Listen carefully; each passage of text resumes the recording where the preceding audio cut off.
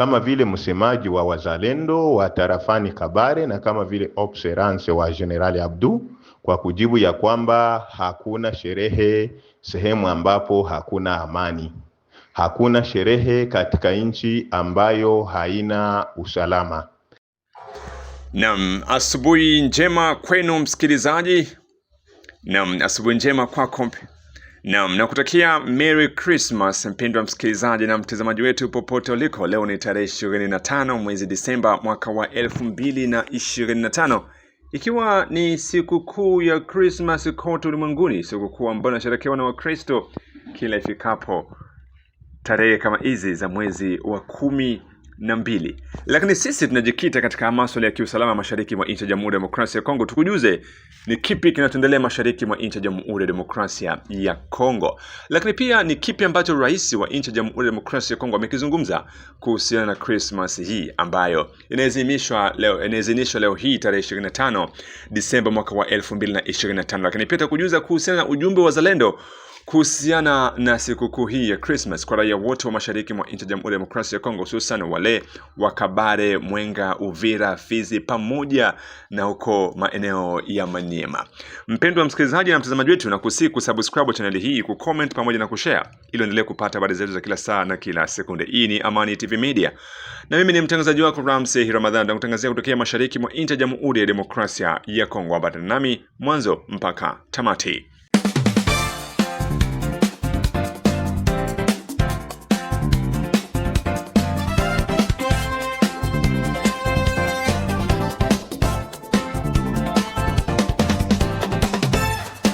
Na bila shaka natumai uko salama usalimini popote ambako unaendelea kutusikiliza kwa muda na saa kama hizi. Hizi ni habari zetu za asubuhi ya leo tarehe 25 Disemba mwaka wa 2025. Zipata moja kwa moja kupitia mtandao wetu wa YouTube ukiandika Amani TV Media. Hapo utakuwa unajiunga nasi, lakini pia kwa Shabunda unatunasa vyema kupitia Radio Mutula FM. Na kabla hatujaelekeza kwenye uwanja wa vita katika habari zetu za asubuhi ya leo, moja kwa moja elekeze kwa Kinshasa ambako katika maadhimisho ya Christmas ya mwaka wa 2025 na tunapokaribia kukaribisha mwaka mpya, Rais wa Jamhuri ya Demokrasia ya Kongo Mheshimiwa Felix Tshisekedi pamoja na mama wa taifa wametoa ujumbe wenye matumaini na wito wa umoja kwa wananchi wote wa Jamhuri ya Demokrasia ya Kongo. Wamesisitiza kuwa majaribu na changamoto haziwezi kamwe kuwanyang'anya wananchi wa Kongo utu wao wa ndani na thamani yao halisi. Kusherekea hata katika kipindi kigumu kama hichi, umesema ni ujumbe kwa dunia nzima na kwa sisi wenyewe kwamba taifa letu linajaribiwa lakini halijawahi kukata tamaa. Katika kipindi hiki cha sikukuu, wametoa wito kwa kila mmoja kudumisha imani, upendo na nuru ya moyoni inayotuwezesha kusimama imara na kusaidia wengine wasiosimama pia. Rais amekumbusha kuwa Umoja wa Mataifa ni nguvu kubwa zaidi ya Jamhuri ya Demokrasia ya Kongo na mshikamano ni jibu bora zaidi dhidi ya changamoto. Ni kwa pamoja, kwa uwajibikaji, mshikamano wetu na heshima ya hatima yetu pamoja ndipo taifa letu litaweza kusimama kifua mbele na kuandaa kesho iliyo bora zaidi. Hivyo rais amewataka wananchi wote kuwa pamoja na kushirikiana katika mchakato wa kutafuta amani ya kudumu mashariki mwa nchi ya Jamhuri ya Demokrasia ya Kongo na kuwatakia wote sikukuu njema ya Christmas licha ya changamoto ambazo zinaendelea kukabili taifa la Kongo mashariki mwa nchi hiyo. Lakini wakati ujumbe huu wa Christmas unatolewa, bado mashariki mwa nchi ya Jamhuri ya Demokrasia ya Kongo mambo bado ni tete huko kwenye uwanja wa vita ambako hiyo jana tarehe 24 mwezi Disemba mwaka wa 2025 mapambano makali yameripotiwa huko maeneo ya Makobola kati ya waasi wa AFC M23 dhidi ya vikosi vya jeshi za wazalendo pamoja na jeshi la taifa FARDC. Na duru kutoka maeneo hayo zimesema kwamba wazalendo wamefanikiwa kusonga mbele kukaribia mji wa Uvira takriban kilomita 3 pekee. Hiyo ni baada ya mapambano makali ambayo yamejikita katika milima inayonukia katika maeneo ya Mnene pamoja pia na milima inayonukia kijiji cha Makobola.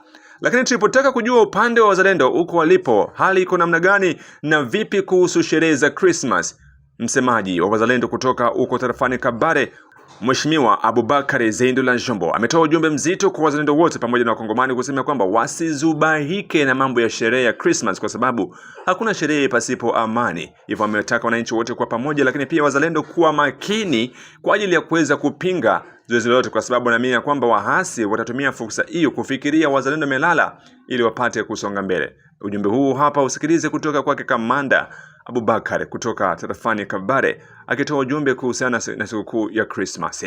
Kama vile msemaji wa wazalendo wa tarafani Kabare na kama vile observance wa General Abdu kwa kujibu ya kwamba hakuna sherehe sehemu ambapo hakuna amani. Hakuna sherehe katika nchi ambayo haina usalama. Kwa sababu tukiangalia huko wilayani Kabare katika grupema ya Mudaka katika kijiji kinachoitwa Kasirusiru, tokea juzi M23 iko na kuja kuvamia vikosi vyetu vinavyopatikana huko wilayani Kabare. Ukiangalia M23 inafikia hatua ya kuanza gawa majeto, kulazimisha raia kuandamana kwa raia wanawataka, na kwa kuona raia hawako tayari kwa kushurutishwa mpaka wanaanza gabulia ba chef de quartier, ba chef d'avenue majeto, kusema kama bagabule majeto juu bajue nani mwenye hakushirikia kwenye marsh. Hii yote inaendelea kuonyesha ya kwamba nchi ya Kongo hakuna usalama na kuonyesha ya kwamba raia iko katika heka. Na ndio maana nakuambia bwana mtangazaji, mimi sioni mkongomani ambaye anaweza akakaa kufanya sherehe ya Christmas. Itakuwa ni upungufu wa nidhamu na ukosefu wa fikra. Kwa sababu mimi nitaendelea kunukulu katika maandiko juu, hata maandiko yanatuambia ikiwa mhubiri atakuwa kwenye madhabahu alafu nyoka ikaingia katika kanisa, aiza shekhe akawa kwenye mimbari alafu nyoka ikaingia msikitini, maandiko kulingana na Biblia na Qur'ani inatuambia lazima mchungaji aweke kwanza Biblia chini, achukue kwanza bakora auwe nyoka, na pindi atakapomaliza kuua nyoka hapo anaruhusiwa kurudilia Biblia. Ndio maana kuambia bwana mtangazaji, hata ukiona mhubiri ambaye anawahubiria watu ya kwamba waende mlimani waombe M23 itatoka, AFC itarudia Rwanda, huyo mtu anakosea, kwa sababu mwenye Rwanda hawezi akasikia bila risasi.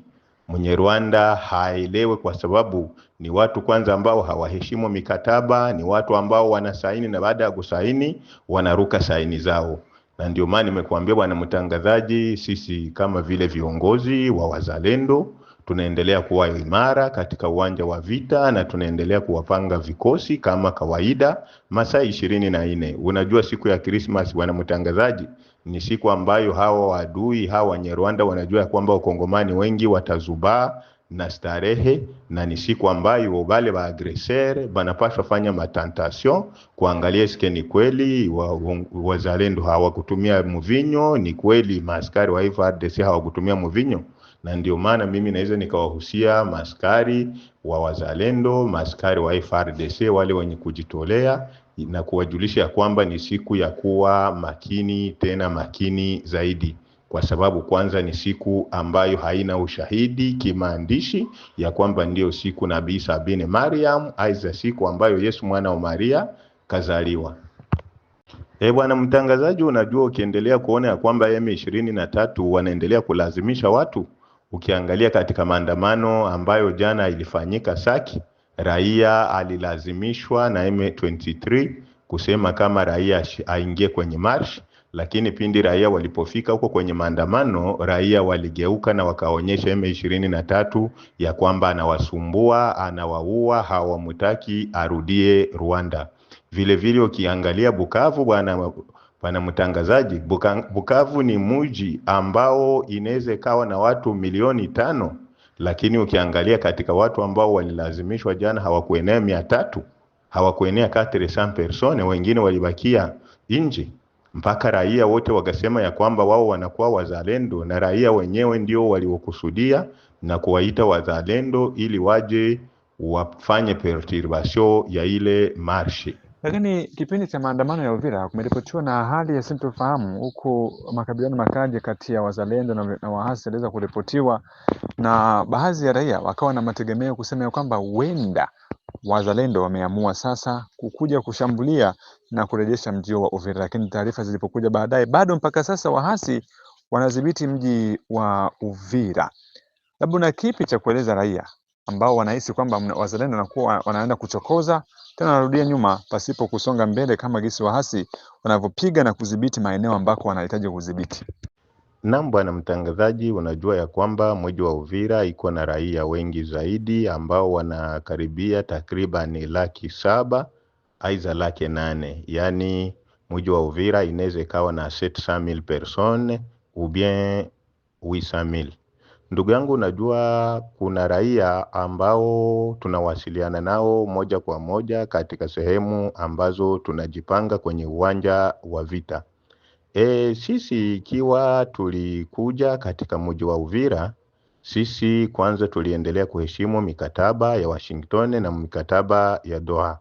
Isipokuwa tuliona M23 wanawakosesha raia usalama, M23 hawarespekte madroits humains, kwa sababu haiwezi wezekana kwanza kulazimisha ba chef de quartier, kwanza lazimisha ba nyumba 10 na kubagabulia majeto, kubaonyesha ya kwamba mtu mwenye hakufika kwenye maandamano lazima atachapwa bakora na kuuawa.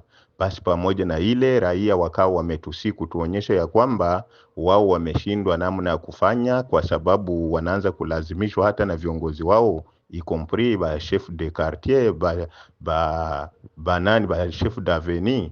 Donc ikabidi sasa kama sisi vile wazalendo tuje tufanye nini? Tufanye perturbation ya hiyo marche. Kwa sababu bwana mtangazaji, mimi hapo awali nilikuonyesha ya kwamba sisi wazalendo milima yote ya Uvira na ya bonde ya Ruzizi tunaidhibiti, isipokuwa sisi tunaendelea kuheshimu kauli ya president wa Amerika Donald Trump na kuendelea kurespekte maakor cadre na maakor za Washington ambazo raisi alisaini. Ndio maana bwana mtangazaji, sisi tungaliki bado tunasubiria mpango wa M23 kujiondoa, isipokuwa sisi hatungelikubali raia baki katika utumwa ili aonyeshe ya kwamba na wasapoti M23, na ili hali hapana. Kwa sababu ukiangalia kwanza watu ambao walionekana huko Uvira, ukifata vizuri ilikuwa ni kabila moja, ni kabila la Wanyamurenge. Ukiangalia hapo kwenye kilalo Kalimabenge ambapo walileta journaliste kufanya rekodi, ukifata vizuri aliyekuwa anaongea na bwana journalist utamkuta ni mtu ambaye haelewi Kiswahili na ni mtu ambaye walipanga naye game kuwa watakutanana ile sehemu, kwa sababu ukifuatilia kauli zake vizuri utakutana kuwa ni M23 ambaye alivua sari za kijeshi akawa amevaa sari ya kiraia ili kuja kufanya interview pamoja na journalist wao. Uvira. Mji wa Uvira unadaiwa kugeuzwa kuwa kituo cha nyuma cha vikosi vya RDF M23 kwa ajili ya mashambulizi dhidi ya Kalemi, Baraka na mikoa mingine kama vile Manyema, Shabunda pamoja na Walungu pamoja na Mwenga. Wakati Kinshasa inaendelea kuamini katika makubaliano ya amani, Kigali inadaiwa kujiandaa kwa vita. Tangu mwanzo mwa wiki hii kumeripotiwa na ongezeko kubwa la wanajeshi wa RDF M23 katika mji wa Uvira. Idadi kubwa hiyo inaonekana katika kambi ya Kahala ambayo ni kambi ya zamani ya MONUSCO iliyopo kilomita chache kutoka katikati ya mji wa Uvira. Siku ya Jumatano tarehe 24 Disemba mwaka wa 2025 kumeripotiwa harakati za kutia shaka za watu waliovalia sare ya kijeshi na polisi katika bandari ya umma ya Kalundu mjini Uvira. Katika bandari hiyo kumeripotiwa kuwa kuna vifaa vya vipulizi vya kijeshi vinavyotoka Rwanda. Vifaa hivyo vinadaiwa kukusanywa hapo na majeshi kutoka huko Rwanda. Hivyo mpendwa msikilizaji na mtazamaji wetu, uko kwenye uwanja wa vita, bado hali ni tete, wakiwa waasi wa AFC M23 wanakisia kusonga mbele kuelekea tarafani Fizi ambako kuna ulinzi madhubuti wa wazalendo. Wazalendo waweza kuungana kwa ajili ya kuzima mashambulizi ya waasi wasiweze kusonga mbele tena katika tarafa la Fizi ambako wamesema haitowezekana waasi kuweza kuingia huko. Hivyo hali halisi ya Christmas ndio hiyo kwenye uwanja wa vita. Bado mambo ni yenye kuchanganikiwa. Tukiendelea kufuatilia taarifa za leo 25 ili kuja kukubarisha tena katika habari zetu za hapo baadaye, na kusubscribe channel hii, kucomment, lakini pia kushare habari zetu kwa walio wengi zaidi.